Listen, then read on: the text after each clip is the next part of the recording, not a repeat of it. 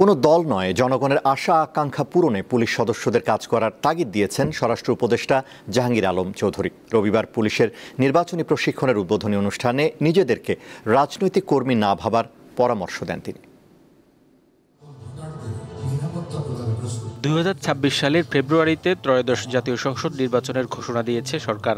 এর মধ্যে প্রস্তুতি শুরু করেছে পুলিশ। তারই অংশ হিসেবে রবিবার রাজধানীর রাজারবাগে নির্বাচনী প্রশিক্ষণ কর্মসূচির উদ্বোধন করা হয়। অনুষ্ঠানে বক্তারা বলেন, আগামী নির্বাচন পুলিশের জন্য একটি পরীক্ষা।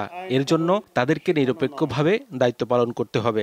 এই প্রশিক্ষণের মধ্যে দিয়ে আমরা জানব কিভাবে চাপের মধ্যেও নিরপেক্ষ থাকা যায়, কিভাবে সংঘাতের পরিবর্তে সমাধানকে অগ্রাধিকার দেওয়া যায়।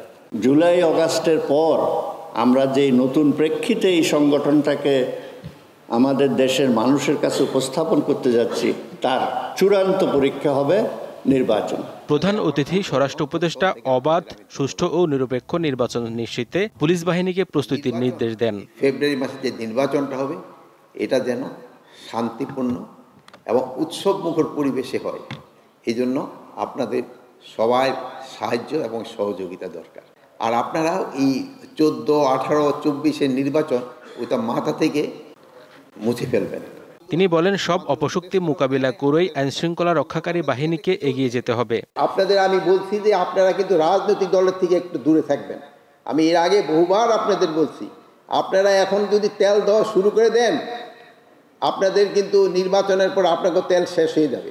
অনুষ্ঠান শেষে সাংবাদিকদের এক প্রশ্নের জবাবে স্বরাষ্ট্র উপদেষ্টা বলেন, রাজবাড়ীতে নুরাল পাগলার মরদেহ পোড়ানোর ঘটনায় তদন্ত ও গ্রেপ্তার চলছে। তদন্তের পরে কে দোষী কে নির্দোষী প্রমাণিত হবে। যদি কেউ দোষী প্রমাণিত হয়, তার এগেনস্টে অ্যাকশন নেওয়া হবে। আর যে যদি নির্দোষ হয়, তো তার এগেনস্টে কোনো অ্যাকশন নেওয়া হবে না। গত কয়েকদিনে আইনশৃঙ্খলা পরিস্থিতির কিছুটা অবনতি হয়েছে বলেও জানান স্বরাষ্ট্র উপদেষ্টা। গত কয়েকদিনের ঘটনায় আমি বলবো যে একটুখানি খারাপের দিকে গেছে। হেদায়েতুল্লাহ সীমান্ত, দীপ্ত সংবাদ, ঢাকা।